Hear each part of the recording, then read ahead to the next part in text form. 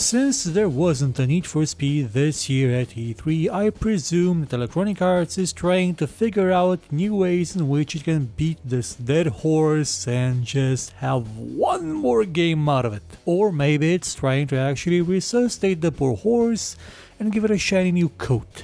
I think you do that to horses, I'm not sure. Well, this is the top 7 what Need for Speed needs to be good. It's my personal list of ideas on how the series can shine once again because, well, is anybody talking about Payback? No? Really? No one? I mean, granted, the one before it wasn't the best one ever, but still people were talking about it a year after release. With this one, nothing. So the series probably needs a bit of tinkering, and it's probably gone back to the drawing board and it's getting some much needed love and care. At least I guess so. I mean, let's face it, Need for Speed is such a big name, it could just be a piece of broken pottery in a CD case and people would still buy it in the millions. Honestly, this entire show is pointless because nobody at Electronic Arts ever listens to feedback. I mean, at all. They'll say they listen to feedback, nod, mime some action, and then,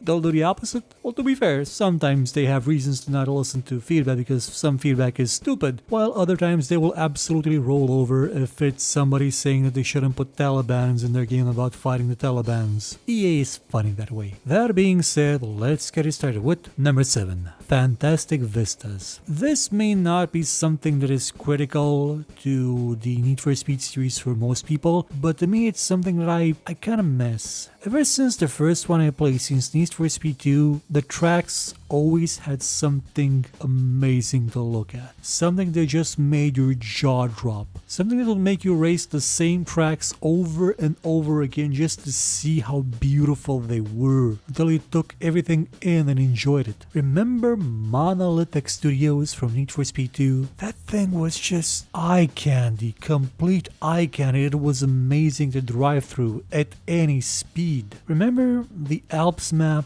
in Need for Speed? Heck, remember most maps in Need for Speed 5? They were made with graphics that can probably run on a pocket watch right now, but had such a superb artistic design that used what little technology was available then to make lighting, just little simple colored lights, give you an absolute treat. And I truly believe that Electronic Arts does have the people that can pull that off again. They can make vistas that look just fantastic, portions of the map, of the track, that will look so good. Like, have the play of light be just perfect. That will make you stop in the middle of a race and say, dude, I want to live here. I want to visit this place. I think that's still possible. And hey, even if they make something that's open world, they still can have absolute perfect control of the time of day and lighting when it's a race, because usually the races are separate from the open world and, have predefined conditions. It can absolutely still be done. They don't have to insist on having the game take place in an entire city or some barren empty desert with nothing interesting in it, or have a piss filter on it,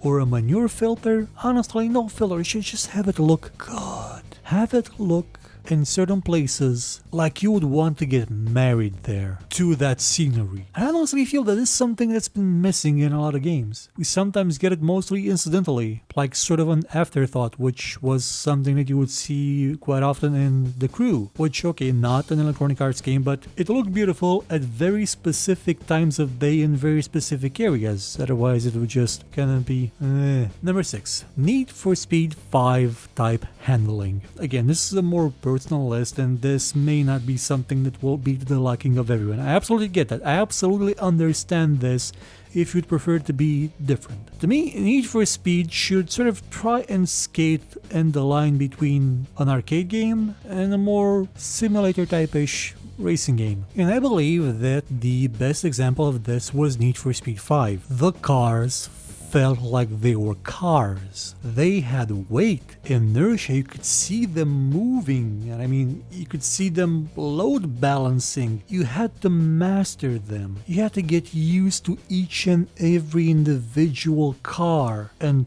usually curse those first generation 911 turbos from the early 90s because they kind of sucked. I think it was the late 80s. The ones that would just spin around every time you hit the brakes because they were tail happy. But yeah, you had cars that were tail happy. Cars that you knew had a big engine in the back, not a lot of grip in the front, and were terrifying to drive. You got the sense that every car was unique, even though they were all Porsches. And I think the game would need this again. It would need to have that kind of handling system that skirts the line between reality and fiction, between the fantasy of you being a superb ace driver and a bit of effort in actually trying to master that car, to understand it, its quirks, and use them to your advantage. But to be fair, the series has done this in the past quite often, even after Need for Speed 5. Well, not the load balancing thing, but it did have things, for example, in Need for Speed Underground, where I love the Acura RSX because it was a bullet car. It was one of the only cars near the end game that would never, and I mean never, skid when you started. Every other car would just go all the way sideways, like for a minute or so, before they actually went off, at least when playing with a keyboard. The Acura, no, the Acura just had grip, a lot of it, which made it a bad drift car. Well, not a great one at least, but superb for racing. Whereas with later games, most of them just went and it took you a while to actually get going. So just improve upon that. Make the cars handle more like Need for Speed 5, not like bricks. Give them some damage modeling that impacts performance, and have them feel unique. Not unique in the sense that you can drive them backwards at 500 kilometers an hour. We don't want that again, especially from a AAA game. Number 5. Car performance customization. Now, even though I like the first Need for Speed Most Wanted, it was a massive step backwards in terms of performance customization from Need for Speed Underground 2, which I kind of still say is kind of one of the best ones in that aspect, because it at least mind you having complete and utter control over your car, because it had that dynamo benchmark thing that you could put your car on and it would just go in place and it would show you graphs. Now, still not super duper sure what the graphs were about. I haven't played it in like 15 years or something, but it was so cool. Like, it really gave you a sense that you were customizing your car to shave even a millisecond off your time. So any Need for Speed game would kind of need that. Would need that sense that it is about the need for speed, about getting more speed out of a car, about tweaking it, modifying it, not just aesthetically. I know they've done superb jobs with the aesthetic customization ever since Carbon. Well, yeah, the sculpting system may not have been as complex as some people believe, but it was still nice. I think they have that down already. I don't think that needs much improvement, but performance-wise, it could do more. It could do so much more. Like, let me just tighten every nut and bolt manually. Well, maybe not exactly. I mean, we don't want to go into the territory of Car Mechanic Simulator where it gets actually boring if you do it, but have as many options as possible for tuning customization. Number 4. Sell me on a culture. The Need for Speed games, after a while, became something more than just games about simple arcade racing around some tracks. They became games that sold you on a culture. Need for Speed 5 was about Porsche. You learn about Porsche. You learn about those cars because of the historic racing events. You sort of got the feeling about what kind of people would race these kind of cars, would own these kind of cars. You understood them, you got into their head a bit, and the game was better for it. Need for Speed Underground did the same thing with the underground illegal racing thing, and it was nice. It sold you on that culture. It showed you what it was, the beauty of it, the petty rivalries of it. Need for Speed Underground 2 expanded on that. Need for Speed Most Wanted added the illegality aspect to it, which, well, it kind of started to go sideways a bit then, but it was still it was stupid enough, as some people have pointed out, that it made it believable. And Carbon and the rest, and it sort of started to try and just make Holly bad, but not stupidly, like ridiculously, oh my god, it's actually funny bad movies in the games. Then the one before this one, that was a stupid bad movie, but not stupid enough, was again about selling you on the culture of the underground racing, but we've already done that twice. Maybe it was trying to be a return to form, but it was more about, well, your pit crew making funny-ish jokes around. And yeah, actually having some people that are in the car culture involved as well, which was a bonus, which it was a positive aspect of that game. But there can be more. There is more than underground racing, at least more than underground racing in the USA. There are car cultures all over the world. And yeah, Carbon sort of tried to ape what the current then Fast and the Furious movie was, the Tokyo Drift one, by having drifting in Carbon Canyon. Why not set it in Japan? Why not just flat out make a game about Japanese car culture? Why not make one about Cuban car culture? Why not make one about any car culture in the world that's not just the underground racing, fictional underground racing scene in the US? You've done it before. You've showed that you can do something like that before. It may take a bit of work. It may take a bit of research. Send some people out on vacation, on research trips around the world, but you can do it. I know you can. You've got more money than pretty much almost anybody else in the gaming industry, so why not? Put it to good use. Make a game that will, in a way, teach people something. It would be great. Number 3, not be a technical disaster. Remember when they released the Need for Speed game, racing game, locked at 30 frames a second that when unlocked would just go bananas? And you're probably saying, well, why did you unlock the frame rate? I mean, it was meant to run that way. Yeah, so was Test Drive 3. It was meant to run at 6 frames a second because back then 6 frames a second was good for racing games. So why not have all racing games now run at 6 frames a second just because we have the hardware that can run it faster? Oh yeah, because I want to play it the way I want to play it. And guess what? When it's a game about fast movement, driving really fast, requiring accuracy, more frames are actually better. You have better response time. So no more of that crap, please. Have an uncapped frame rate. Separate the physics engine from the frame rate, the logic engine. You just have the rendering engine be separate. I know it's doable. It's possible. I've seen games do it. It's amazing when it happens. Otherwise, why not just make it in DOS? Because you can do the same thing.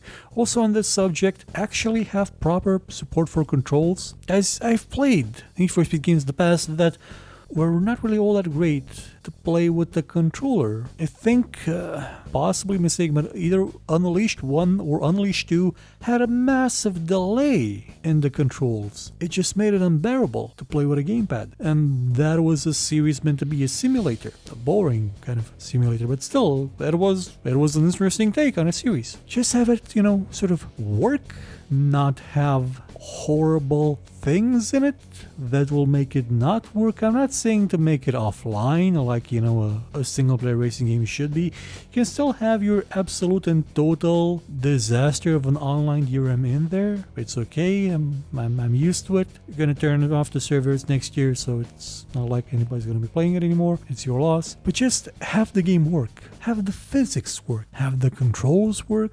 And very importantly, number 2, have good AI. Remember when they showed Need for Speed Payback at E3 and the person playing was just running away from the cops or or something, and they had to stop so that the cars chasing them would catch up because they couldn't, because they were so bad? You're probably saying to yourself, well, it was just an alpha, that was a test. No, I actually think that was in the final version as well, mostly because that was always the AI of the cops in Need for Speed games. They would be dumb as bricks, but have cars that were capable of accelerating from 0 to 500 kilometers an hour in enough time to murder someone that was in the car, like from the sheer G-forces. How about we do away with that? How about we actually try and make the AI like a bit more clever? Like actually try and drive the car instead of being on a rail and pulled along by the rubber band. Yeah, you can still have your bullshitty rubber banding mechanics somewhere around there to make the race seem more exhilarating at times, but if I upgrade my car to the point where probably if the Hulk threw Superman, he would then have a good chance of catching up to me, then I don't want to see any other cars that evidently do not have a turbo W16 evidently stolen from a fighter jet engine equipped to them. I want them to stay behind and never catch up to me unless I crash into something so badly that they have time to walk there. Keep it at least a bit realistic. Whereas if the enemy does have a really, really fast car, make me feel ashamed of going up against them with my car. Just flat out give me no chance. You know, realistic. Sure, you can have the AI make a mistake from now and then. You know, hit one of those invisible rocks that may show up in video games from time to time. That actually should probably put in the last position. No invisible geometry that you can hit and never know what it was actually there that you hit. But just have good AI. I mean, AI that you can be proud in a way to have raced against. That it was an honor to race against that AI because it gave it its best, and so did you. And in the end, it wasn't a cheater that won, or the game deciding, okay, you had your fun and now go win. The opponent's just gonna, I don't know, stop or slow down or not go at 500 kilometers an hour anymore with a Trabant. And number one is not release it next year. Now this is kind of important. You need more time to develop these games.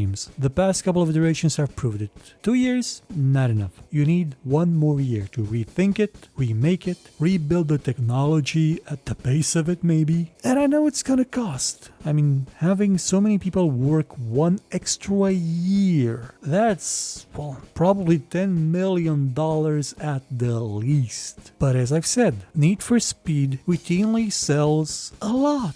Even some of the worst games in the series sold 10 million or so copies from the information that was on the internet that may or may not be correct. If this one is even marginally good, it's gonna sell tens of millions of copies. You know it will. Well, we do have Forza now on pretty much any platform apart from PlayStation and the crew. Okay, we have Forza, so there may be some competition. But if it does succeed at being at least as good as the competition, you do have the brand recognition, the longevity of it, the name, and it will sell enough to compensate for that extra development time. Like, even if it's $20 million extra to work 1 more year on it, we're talking something that will probably generate like at least 300 million in revenue, possibly, maybe, I don't know. I'm pulling this stuff out of my ass right now. I just want it to be better, to be a game that I can say that I'm proud of, to be able to recommend it to people again and say, go play Need for Speed, it's awesome.